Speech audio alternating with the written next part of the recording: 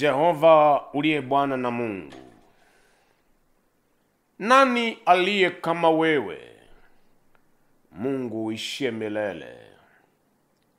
Kwako hakuna kigeugeu wala kivuli cha kugeuka geuka.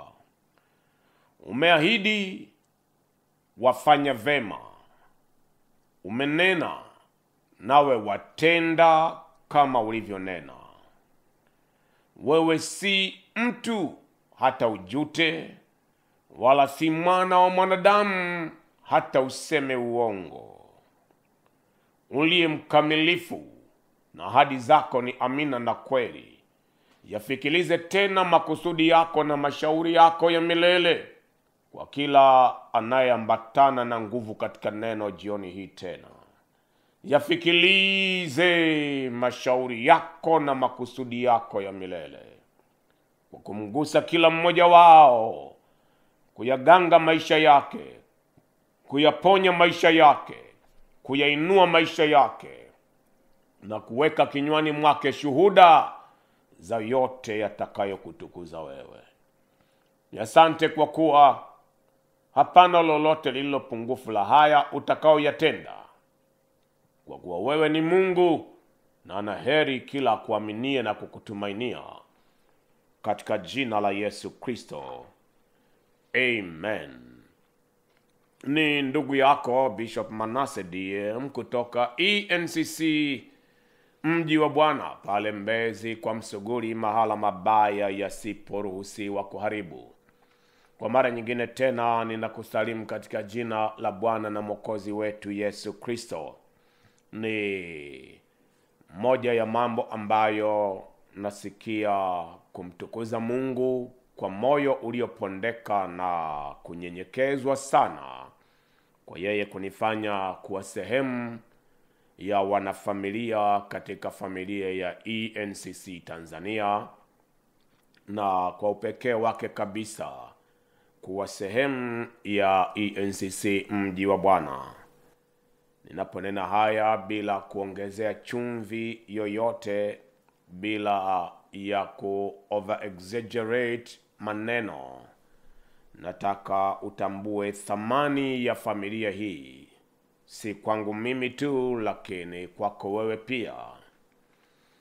Watu ambao ni mkono wa Mungu pekee unaweza kuwainua na kuwafanya wawepo katika familia hii. Changamoto zako zinageuzwa kuwa kicheko cha furaha, na yale yaliyodawa uchungu na magumu yanageuzwa kuwa shuhuda za kumtukuza Mungu. Haya ndiyo mambo pekee yanayonipa mimi utoshelevu na kujua ya kwamba kukiwako na sababu ya kumwambia Mungu asante, ni Mungu huyu kunipa familia ambayo kwa familia hii inaweza kuwa ni network ya muunganiko wa familia inayoanzia mbinguni hadi hapa usoni pa nchi, kwa wale ambao wataenenda katika hatima zao wakiwa wamejazwa na matumaini yote kupitia nguvu katika neno. Mungu ameweka mzigo moyoni mwangu, na hii ni sehemu ya agizo la Mungu katika maisha yangu, kwamba nenda kawafundishe watu wangu maarifa. Nilijifunza hii miaka mingi, kujua wengi wa walio wa Mungu wanaangamia, sio kwa sababu Mungu amewaterekeza au shetani ana nguvu kuliko Mungu, bali ni kwa sababu amekosa ufahamu. Ndivyo unavyokutana na watu walio wengi, wanafunga sana, wanaomba sana. Hayo yote ni mambo yaliyo mema, ni sehemu ya maisha yangu kwa kiwango kikubwa.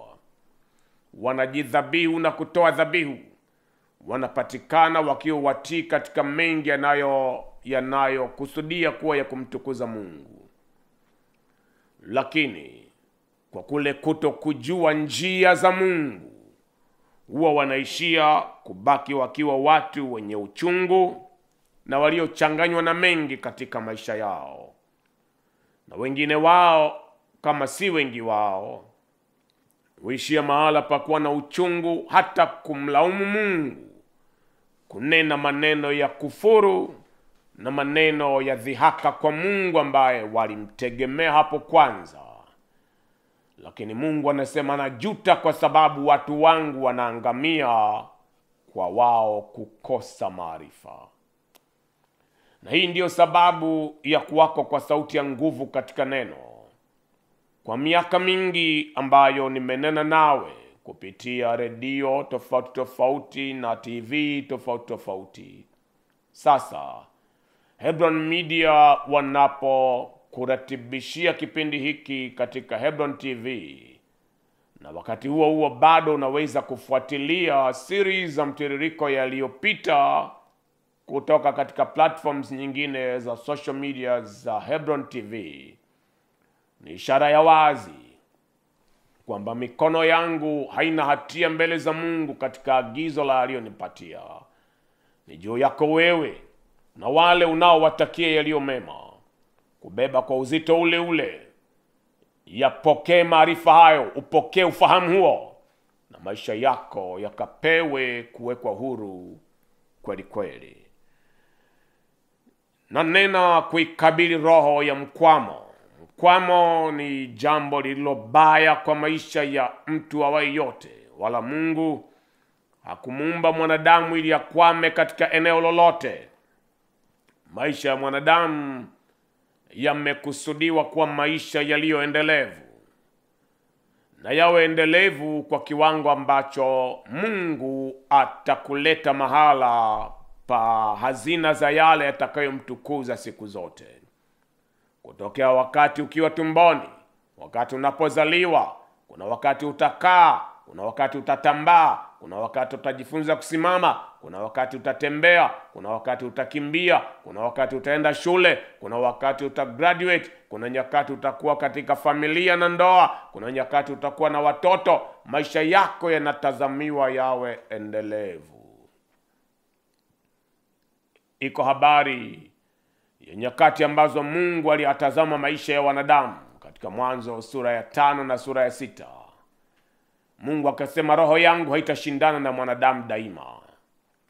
Kutoka mahala ambapo watu walikuwa wakiishi miaka 800, miaka 900, Mungu akasema miaka yao haitazidi 120. Hii yenyewe ilikuwa ni limitation ambayo Mungu aliiweka. Na mwanadamu mmoja anaitwa Daudi akanena usemi ambao umekaa vinywani mwa watu walio wengi, lakini watu hawa hawaelewi kwa nini Daudi alisema maneno haya, kwamba miaka yetu ni 70 na tukiwa na nguvu ni miaka 80. Na wanajiuliza kwamba kwa nini ni miaka 70 na miaka 80, na wanadhani ni Mungu alisema hivyo. Tambua, Daudi alikuwa na mahangaiko yaliyo mengi. Daudi yeye mwenyewe hakuishi akafika miaka 80. Daudi yeye mwenyewe aliishi maisha ya kuwa na wake wengi. Daudi yeye mwenyewe aliishi maisha ya sauti ya damu inayomlilia, damu kama ya watu kama Uria Mhiti. Daudi mwenyewe aliishi maisha yanayomfanya kupandishwa presha na kushushwa presha kila leo, kutoka kwa adui wa porini mpaka adui wa nyumbani mwake. Na mwisho wa yote hangeweza kuishi maisha yoyote marefu. Roho ya udhaifu ambayo nimeanza kushughulika nayo, na hiki ni kipindi chetu cha 3, ni kati ya sehemu ya roho inayoyakwamisha maisha ya wengi. Roho ya udhaifu. Leo hii tunaenda katika kiwango kingine cha kuona maisha ya watu ambao roho ya udhaifu inayakabili.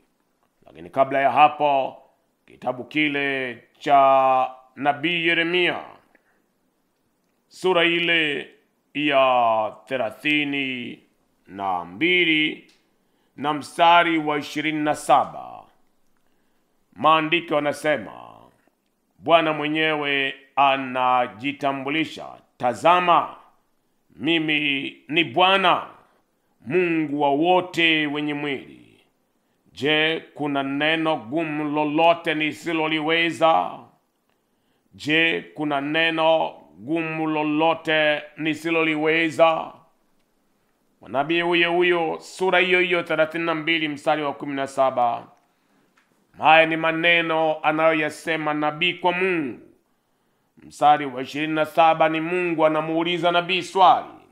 Lakini mstari wa 17 anasema, Bwana Mungu, tazama wewe umeziumba mbingu na nchi kwa uweza wako mkuu na kwa mkono wako ulionyooshwa. Hapana neno lililogumu usiloliweza. Hapana neno lililogumu usiloliweza.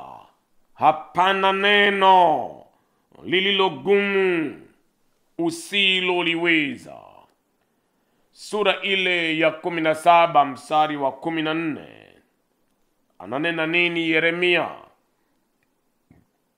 Bwana uniponye, nami nitaponyeka. Niokoe, nami nitaokoka.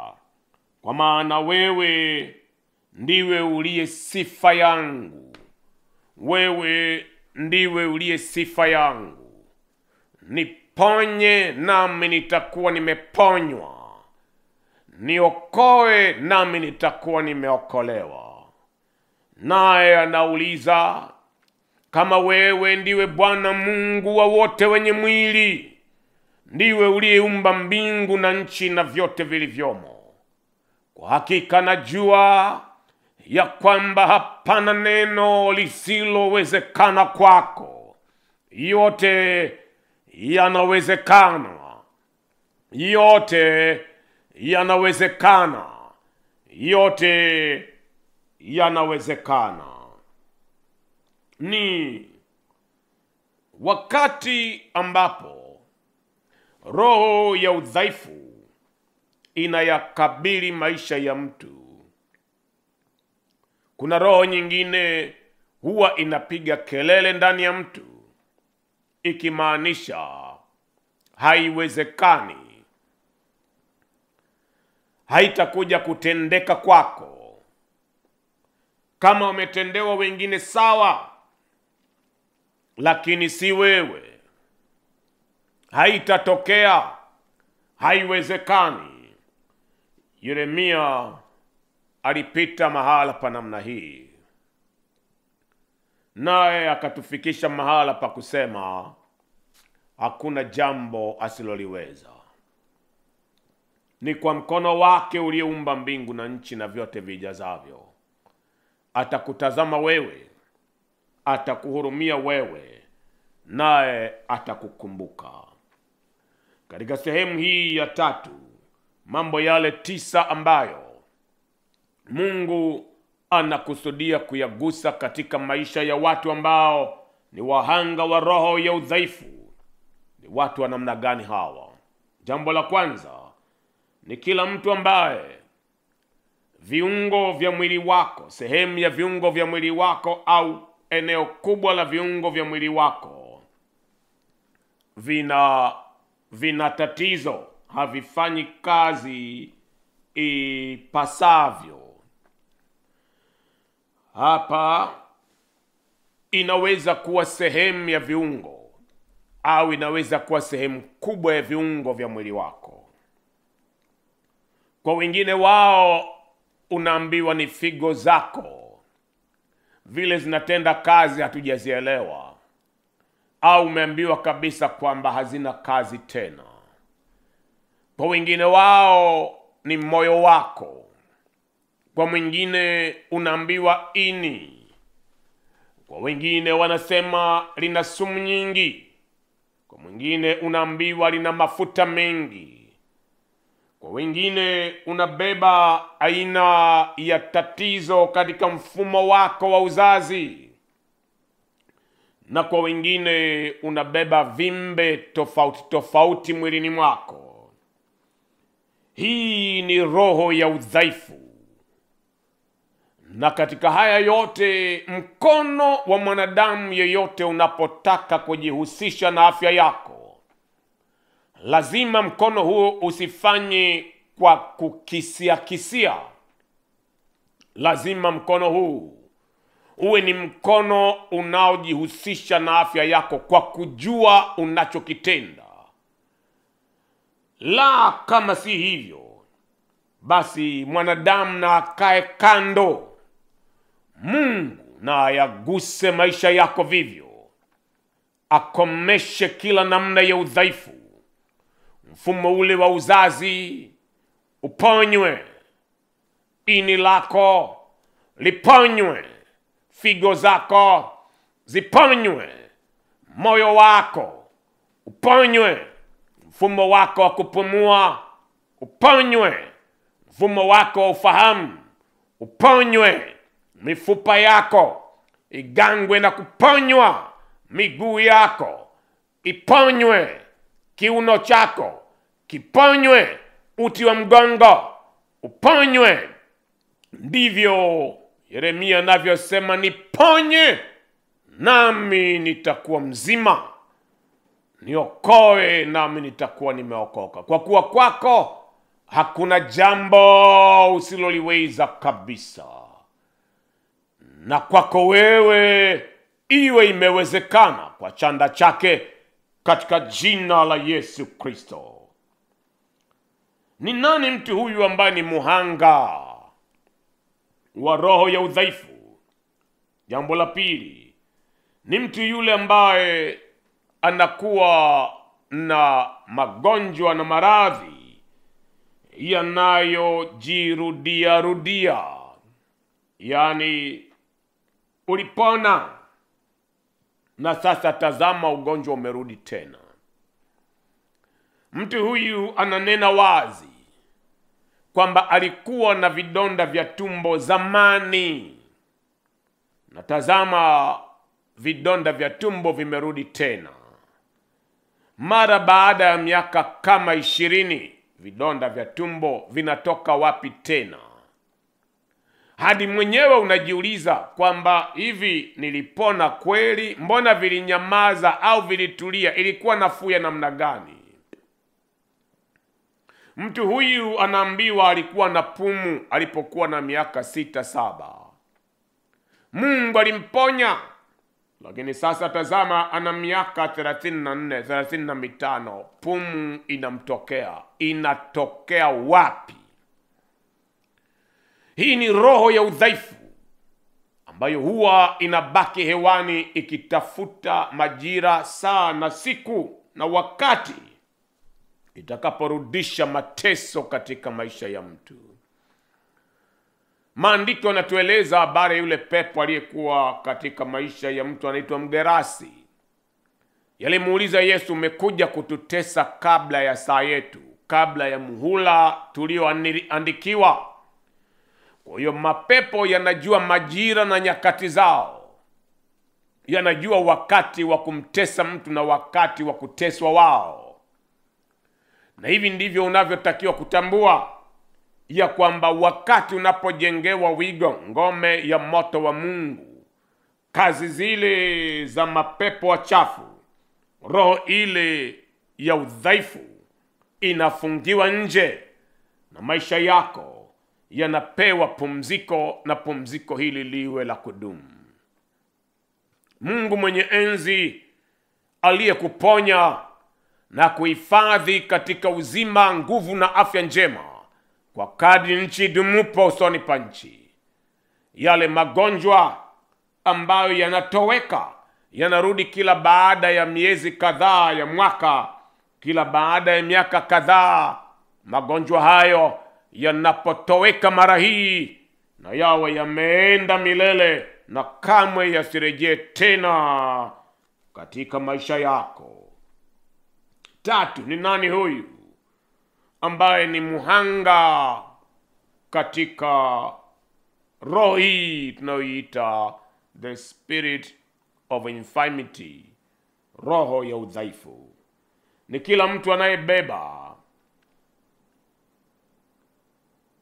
tatizo, iwe ni la vitu vinavyoota mwilini au uvimbe ambao sio sehemu ya utu wako. Uvimbe ambao sio sehemu ya utu wako, sio sehemu ya maumbile au viungo ambavyo kwa kawaida mwanadamu angepasa awe navyo. Ni wakati ambapo kunatokea aina ya vimbe tofauti tofauti katika mwili wa mtu.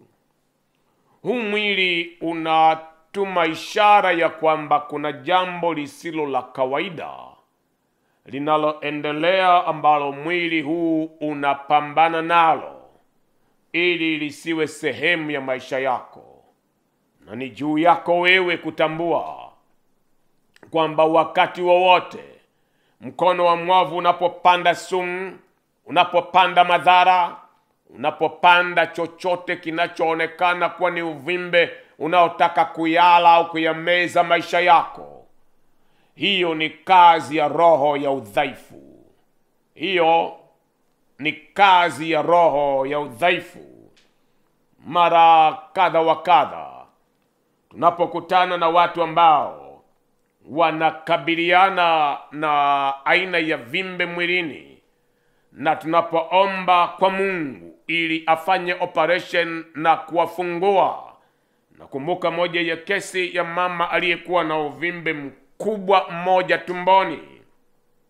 Alikuwa amepangiwa operation, na kabla ya kwenda kwenye operation tukaomba Mungu pamoja naye ili wiki ile ndani ya siku 2-3 anaenda kufanya operation. Uvimbe ulikuwa mkubwa mmoja ambao ulikuwa ukiwashangaza matabibu. Na katika siku ya operation alikuja na picha akinionyesha walivyovitoa. Ni viuvimbe vidogo vidogo 5. 3 vina saizi karibu inalingana na 2 vilivyokuwa vikubwa kidogo. Matabibu wakishangaa ndivyo na sisi tulivyoshangaa. Kwa nini? Walichokiona kwenye picha sicho walichokikuta katika uhalisia.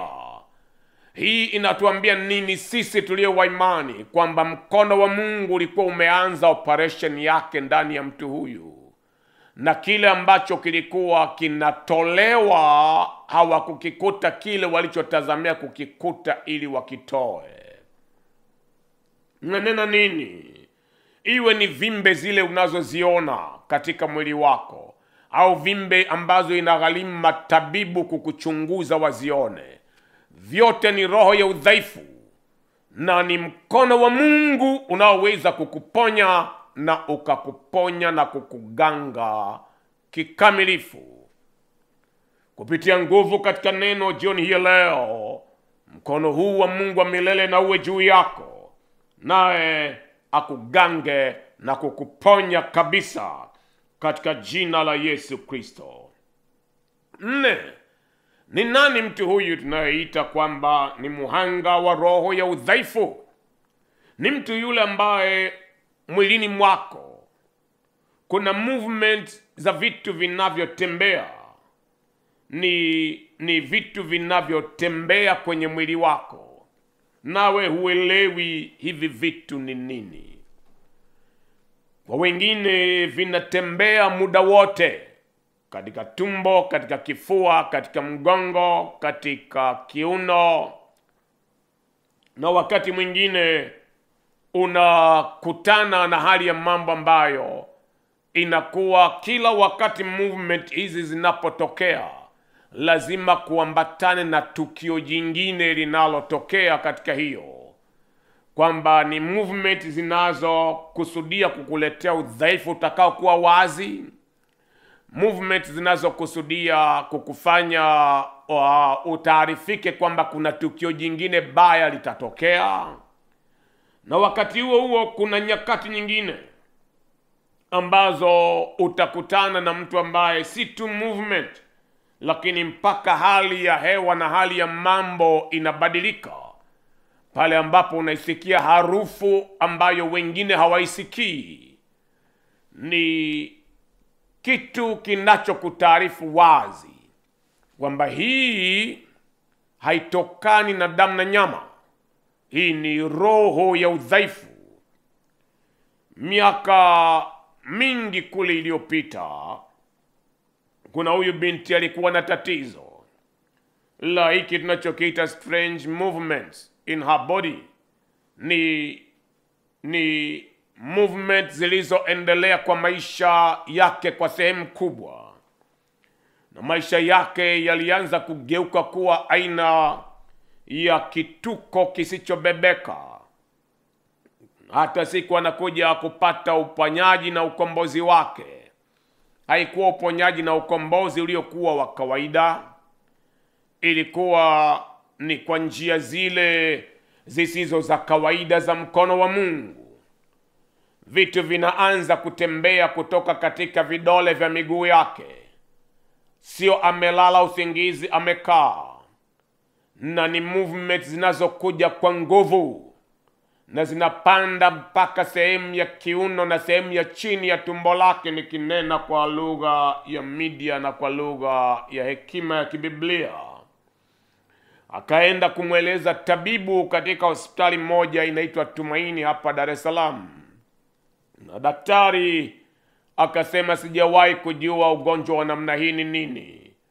Akawaita madaktari wenzie wakimsikiliza, wakiwa wanashangazwa nini kinaendelea kwa binti huyu. Hawaelewi. Na baada ya kumcheki kwa vipimo vyote, hapo nje ya hospitali aliona mama mmoja amekaa ameshika kitabu anasoma. Kitabu kinaitwa Angamiza Mharibu, ni kitabu nilichokiandika. Akasema, nitamkaribia yule mama kwa juhudi yote mpaka nimuongeleshe. Na huyu mama akampatia maelekezo ya jinsi anavyoweza kuja kanisani. Alifika kanisani usiku wa manane, kwa kuwa hangekuwa anaweza kulala, angekuwa na mateso mengi. Na katika siku hiyo, hata katika saa anaingia kanisani, hakuwa katika hali ya kawaida. Alikuwa amevaa gauni lake ndani nje, nje ndani, na kila alichokuwa kikitazamia atapataje uponyaji, kwa kuwa alikuwa amehama katika ulimwengu wa walio halisi. Mungu alimponya, alimfungua, alimtenga kabisa na mateso yale, na akaendelea na maisha yake kwenda kiwango kingine. Jinsi gani Mungu alimponya? Hii inaweza kuwa ni habari ya kisa kinachoweza kuwa katika hatua nyingine ya kupata uponyaji. Lakini nakumbuka siku ile nilipomwambia nenda kanunue maji ya zabibu yale tunayotumia kwa ushirika wa meza ya Bwana, naye akaja, nikamwelekeza maombi ya mfungo na nikayaombea. Nikamwambia, nenda utakapomaliza kufungua mfungo wako jioni ya leo, chukua kidogo ya hii kunywa. Na saa ile alipokwenda nyumbani, amemaliza kufungulia mfungo wake, akanywa hiyo damu ya Yesu. Na usiku wa manane, alikuwa anajua mahala ninapoishi, aligonga mlango wa nyumba yangu, na tunamfungulia kumuuliza, una nini? Akasema, haya maji yenu yananiua. Na ghafla mama Ididi Manase akamuuliza kwa haraka, ni maji yetu? Si ni wewe uliyanunua ukayaleta? Ni maji yetu tena.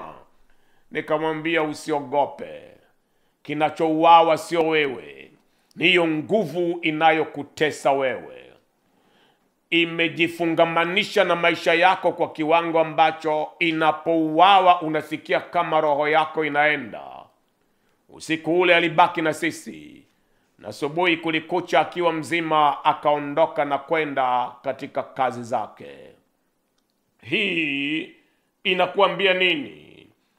Si kila kinacho move ndani yako, hasa kile unachojua kwamba movement zinazoendelea sio wewe, sio utashi wako, ni nguvu nyingine inayokusukasuka, ni wavamizi, ni roho inayochochea, inayokupiga, inayopanda maangamivu katika maisha yako. Bwana ainyime pumzi roho hiyo. Yesu Kristo wa msalaba aing'oe roho hiyo na mizizi yake toka ndani yako, katika jina la uweza la Yesu Kristo. 5, ni nani huyu ambaye ni muhanga wa roho ya udhaifu? Ni kila mtu ambaye ugonjwa, maradhi yanakataa matibabu ambayo kwa kawaida ndiyo matibabu yanayowatibu wengine. Mara kadha wa kadha utasikia na itanenwa tena na tena, ana malaria sugu, kila mwezi lazima atumie dozi. Ni dozi zilizo kubwa, wengine wakitumia mara moja hawataumwa malaria kwa miaka 5, 6, 7, 8 na pengine kwa wengine maisha yao yote.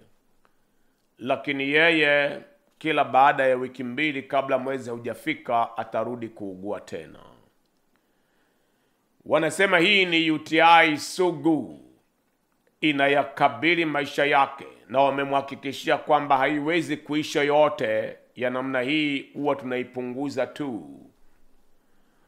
Watakutazama waseme, hii inaonekana kiwango cha kinga za mwili wako hakiwezi kutatua tatizo hili moja kwa moja. Sasa wewe kubali kwamba hili ni tatizo ulilonalo, ingawa wengine wanatumia dawa hii, wewe hizi dawa zimekukataa na zimekuwa sugu kwako. Ni sugu kwako na sio sugu kwa wengine, na ni sugu kwako sio sugu kwa ugonjwa.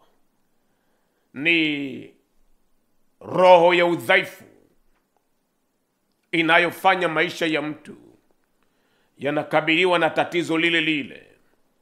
Wengine wakipimwa tatizo linaonekana, kwako wewe unapimwa na kupimwa na kupimwa hadi tatizo linakaribia kuondoa uhai wako. Ndipo watu wanajua kwamba kumbe kinachomtaabisha huyu ndicho kilichomtaabisha fulani, mpeni dawa hii. Na unapopewa dawa ile iliyowatibu wengine, kwako wewe inakuwa madhara makubwa, inakataa.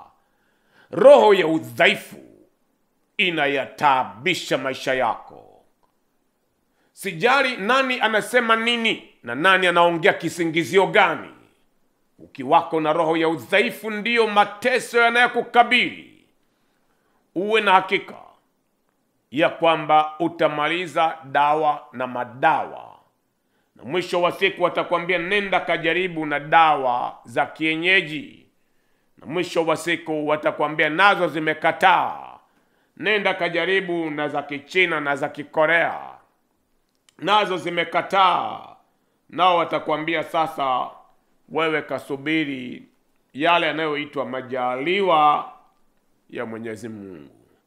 Na wakikwambia hivyo hawana jawabu jingine, wanamaanisha kangoje, safari ya njia ya watu wote iko karibu kwa maisha yako.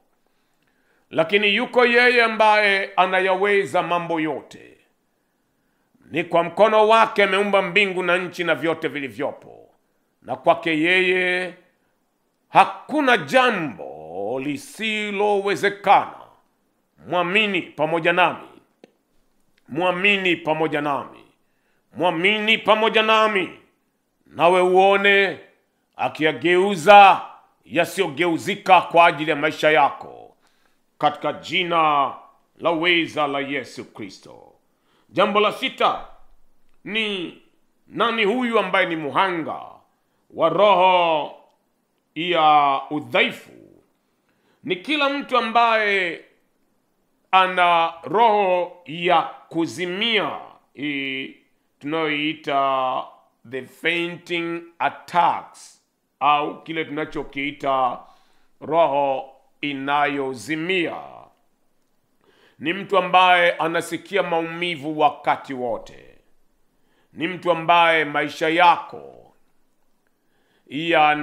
yanachoka na kuzeeka isivyo vya kawaida. Wewe una miaka 23, 24. Kwa nini uonekane kama una miaka 63, 64. Wewe una miaka 27, 28. Kwa nini uonekane una umbo la mtu mwenye miaka 58, 59?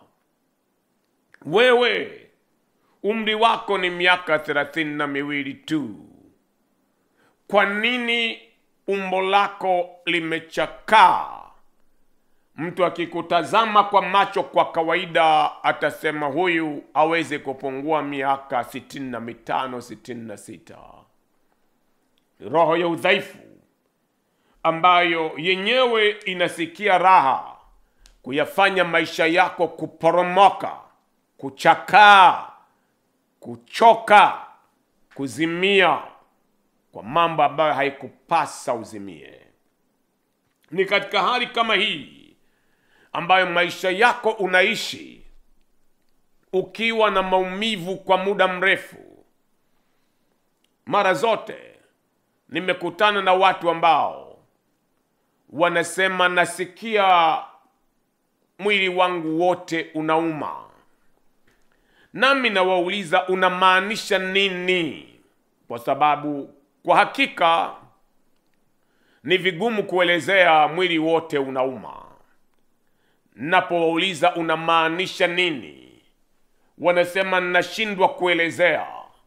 Nami nimekuwa nikikaza hiyo kwamba unamaanisha nini mwili wote unauma? Lazima kuna kitu kinakuuma na si mwili wote. Nikiuliza mkono unauma, miguu inauma, kichwa kinauma, shingo inauma, ukimaanisha mwili wote unauma ni nini? Hawezi kuelezea kwa kina kwa sababu kuna kitu ambacho kimepandwa katika nafsi yake, emotionally. Hisia zake zimekamatwa na yeye ameacha kuwa yeye mwenyewe. Ile roho tunayoita ya udhaifu inampiga na mateso. Huyu mtu anakuwa afflicted, anateseka na anasikia kuzimia, anasikia kukata tamaa, hasikii kufanya chochote cha maana. Hii ni roho ya udhaifu. Ndiyo, kwa roho hii ya udhaifu inakufanya uwe mtu uliyeinama moyo, umezimia moyo. Hutamani kusoma, hutamani kuongea na yoyote, hutamani kusafiri, hutamani kufanya biashara, hutamani kwenda kazini, hutamani chochote cha maana. Ikiwa ni kwa kupigwa kwake Yesu tunaponywa kupitia nguvu katika neno, na wewe uponywe, na wewe uponywe, na wewe ufunguliwe katika jina la Yesu Kristo. Jambo lile la 7, ni nani aliye muhanga wa roho hii ya udhaifu? Ni kila mtu anayeteswa na roho ya nyoka na nge. Kuna roho mbili ambazo Yesu alizinena katika Marko sura 16, 15 kwamba tumepewa mamlaka, na mamlaka ile inatupa sisi nguvu dhidi ya nguvu zote za yule mwovu, na nyoka na nge tutawakanyaga. Nyoka mara zote unena juu ya sumu inayokusudia kuua, kuondoa uhai wa mtu. Na nge mara zote inanena ni maisha ya mateso yanayomkabili mtu. Hafi lakini anateseka na kutabika. Ni maisha ya roho ya udhaifu. Na mara nyingine watu wa namna hii wanakabiliana na taabu zote mbili kwa pamoja. Anaishi maisha ya kuteseka ambayo mwisho wa yote atakuja kuondoa uhai wake. Hiyo ni roho ya udhaifu. Jioni hii leo, kwa chanda cha Bwana, roho hii inayofurahia mateso yako kutoeshwa na itoeshwe katika jina la Yesu Kristo. Itoeshwe Bwana anayefurahia amani yako, Bwana anayefurahia afya yako, Bwana anayefurahia ustawi wako, Bwana aliyetwaa masikitiko yako, Bwana ambaye kwa kupigwa kwake yeye wewe umeponywa. Nawe Mungu wa kukugusa jioni hii leo, nawe upewe kufunguliwa kutoka mahala pa roho ya udhaifu katika jina la Yesu Kristo. Jambo la 8. Ni nani huyu ambaye ni muhanga wa roho ya udhaifu? Ni mtu yule ambaye tunasema nguvu zisizojulikana. These are strange powers. Ni nguvu zisizojulikana, zinajishibisha, zinatafuna maisha yake, zinatafuna viungo vya mwili wake, au vinajishibisha damu ya mwili wake. Na nena sehemu ya mambo ambayo katika mtiririko huu wa kongwa la roho ya udhaifu, sikuwa nimedhani kwamba Roho wa Mungu atanipeleka kwa kina kiasi hiki, kwa kuwa nilikusudia kuja na topic inayohusisha uponyaji wa kiungu. Na saa hii Roho wa Mungu amenikamata kwa kina ninapoenda kwa series za mtiririko kadha wa kadha wa kuikabili roho ya mkwamo katika kipengele cha roho ya udhaifu. Tazama maisha ya mtu ambaye ndani yake kuna nguvu inayoyala maisha yako. Unahitaji mkono wa Mungu kuja juu yako na ukutetee. Kuna mwaka hapa katika mji wa Bwana kulikuwa na mama aliyenena ushuhuda wa kile kilichomtokea. Nyakati zile nilikuwa nikiongea katika redio mojawapo hapa Dar es Salaam, na alikuwa akinena kwa kuwalalamikia walio nyumbani mwake kwamba mimi ninaumwa, lakini kile kinachoniuma ninatafunwa.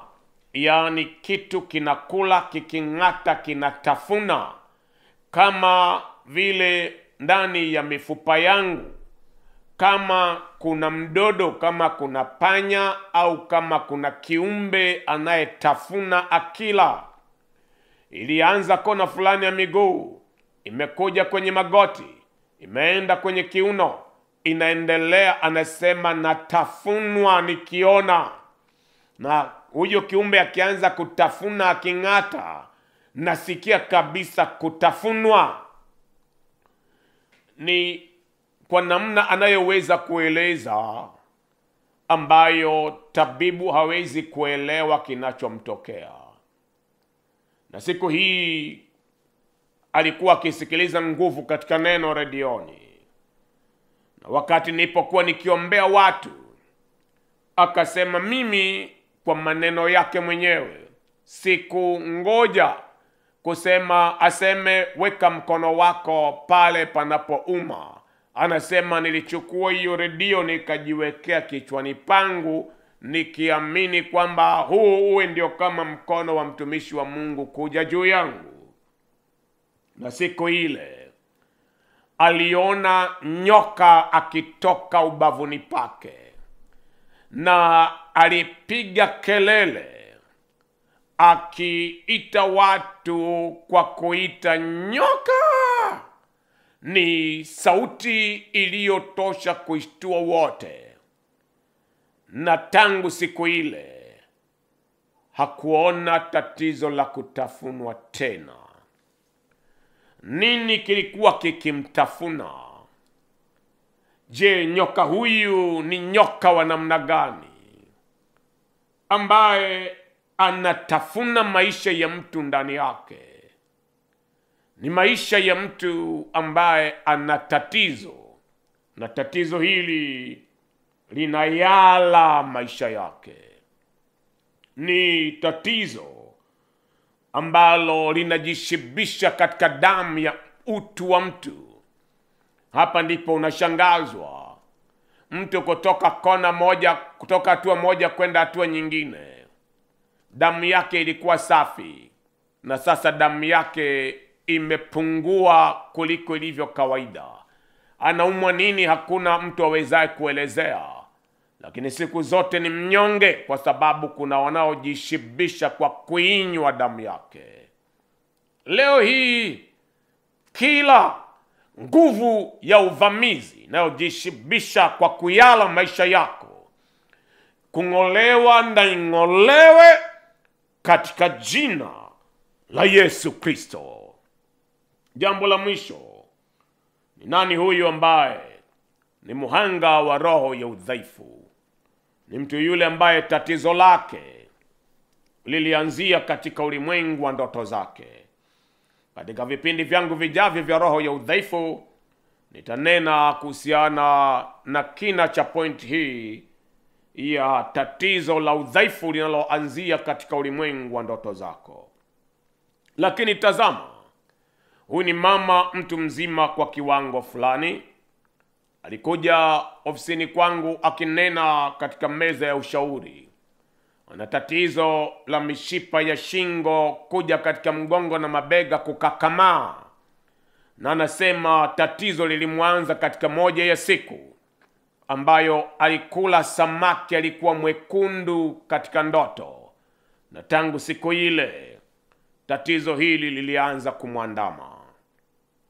Nimeona maisha ya watu ambao wamepigwa, iwe ni visu, iwe ni mishale, iwe ni misumari, katika ulimwengu wa ndoto zao, na katika damu na nyama matatizo halisi yameendelea. Hii ni shambulio la roho ya udhaifu, ambao jawabu lake waweza kulipata katika roho tu. Unapataje jawabu la kuondoka katika roho hii ya udhaifu? Kwa sura hii, jambo la kwanza, ruhusu nuru ya Mungu iangaze katika giza la maisha yako. Iruhusu nuru ya Kristo kuangaza. Na naweka mkazo nuru ya Kristo kuangaza. Katika siku hizi za leo tuna tatizo moja baya, na hili ni tatizo ambalo Mungu amekwisha kutuonya kupitia Wakorintho wa pili sura ile ya 11. Kupitia mtumishi wake Paulo mtume, Mungu amekwisha kutuwekea tahadhari ya kutosha. Na ananena nini? Mstari wa 13 na wa 14, maana watu kama hao ni mitume wa uongo, watendao kazi kwa hila, wanaojigeuza wawe mfano wa mitume wa Kristo. Wala si ajabu, maana shetani mwenyewe hujigeuza kuwa mfano wa malaika wa nuru. Shetani mwenyewe hujigeuza awe mfano wa malaika wa nuru. Unapokutana na hao watu wanajiita kuwa ni mitume wa Kristo, wanaojigeuza kama mitume wa Kristo, kama wana majawabu na maisha ya watu, lakini watu wanaowabebesha watu misalaba iliyo mibaya zaidi, watu ambao wamekataa kuihubiri nuru ya Kristo ya kweli, watu ambao watawasukuma watu kuyaishi yaliyo ya giza. Unafanya nini? Ite nuru ya Mungu kuangaza katika giza lako, na wala kamwe usidhani giza linaweza likaondoa giza. Pili, unafanya nini?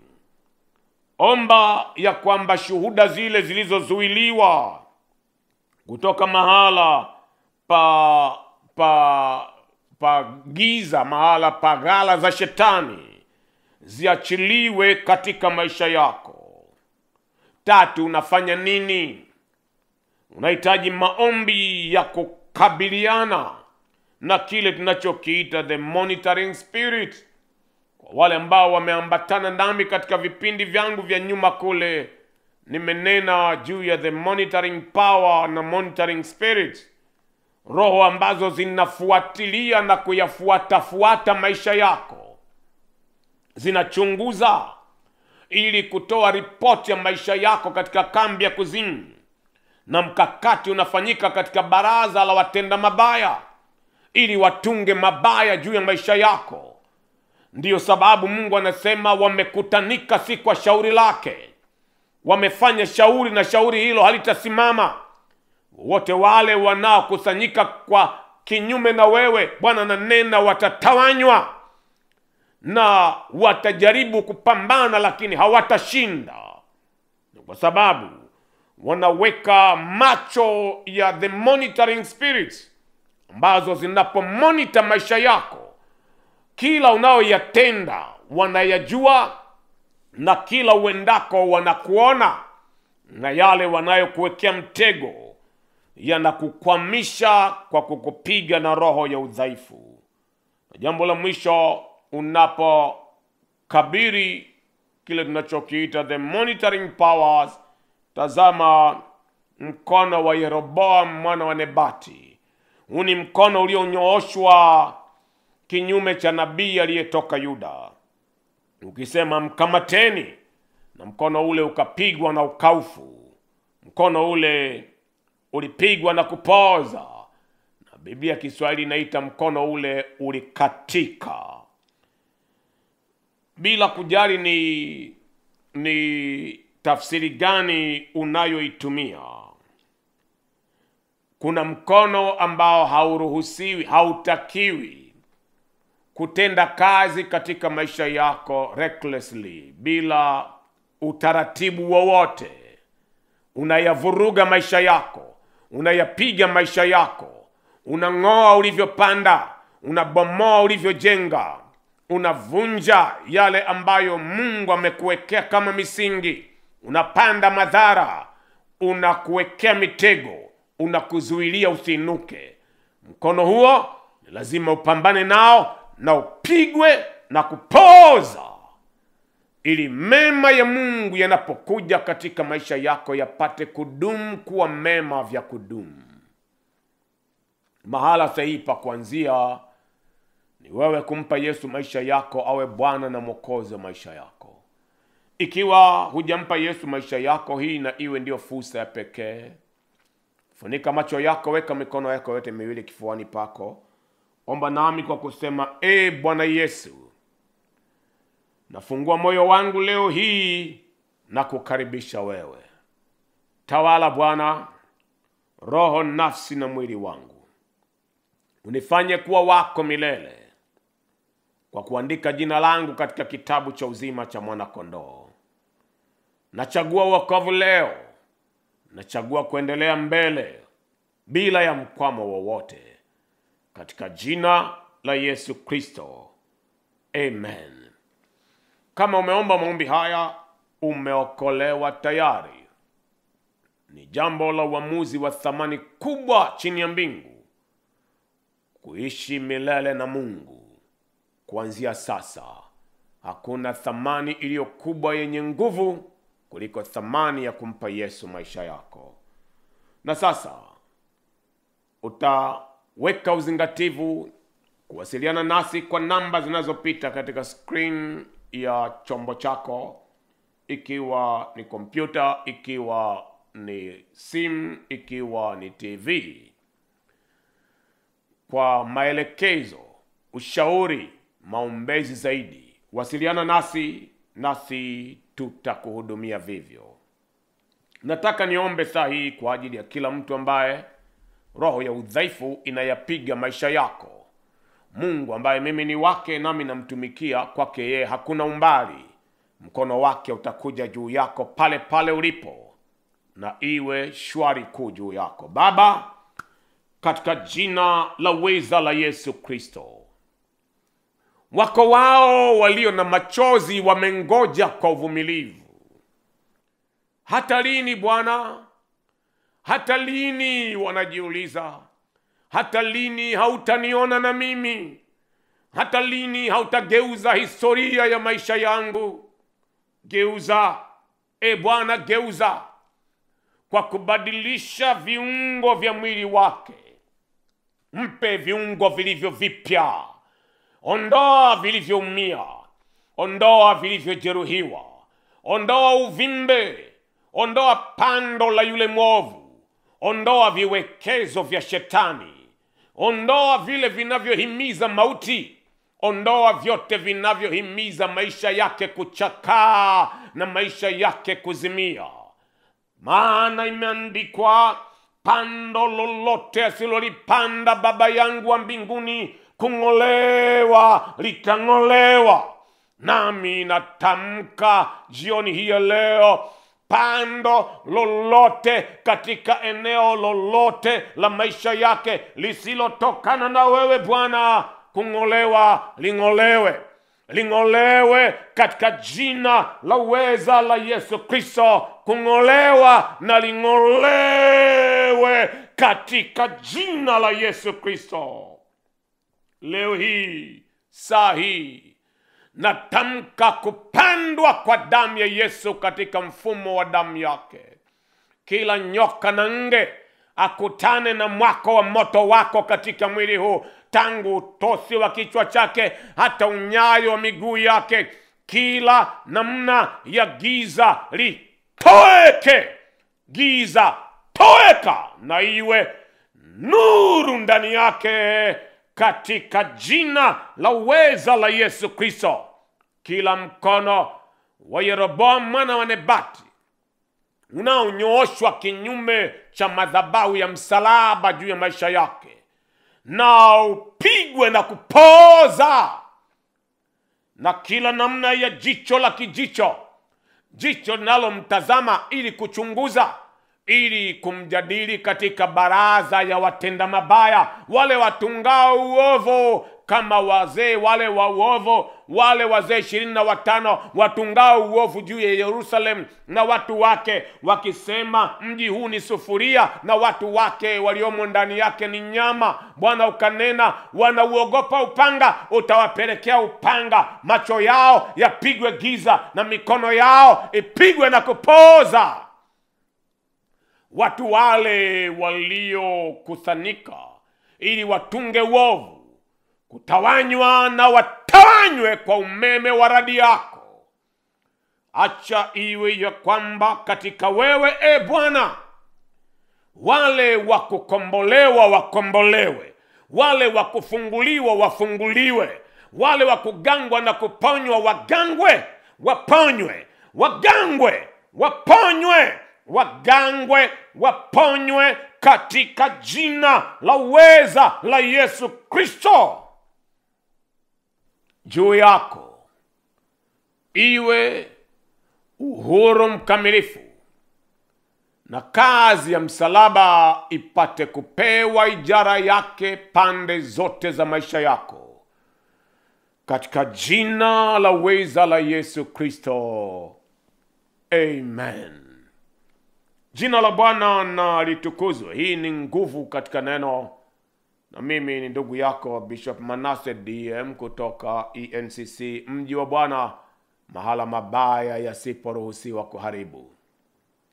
Ndivyo utakavyofanya vema kabisa. Kwa makusudi, panga na tukutane katika madhabahu ya Mji wa Bwana kwa ibada za uponyaji na ukombozi, kwa ibada za prophetic calendar za majuma ya mwisho wa mwezi, na kwa ibada za Jumapili zilizojawa na mafunuo na divine impartation na mkono wa Mungu na mawimbi ya Roho wake yanayotembea dhahiri katikati yetu katika Mji wa Bwana. Kama unavyosikia ndivyo utakavyoona. Hadi wakati mwingine, kupitia nguvu katika neno, wema wa Mungu na udumu kuwa juu yako. Shalom, shalom.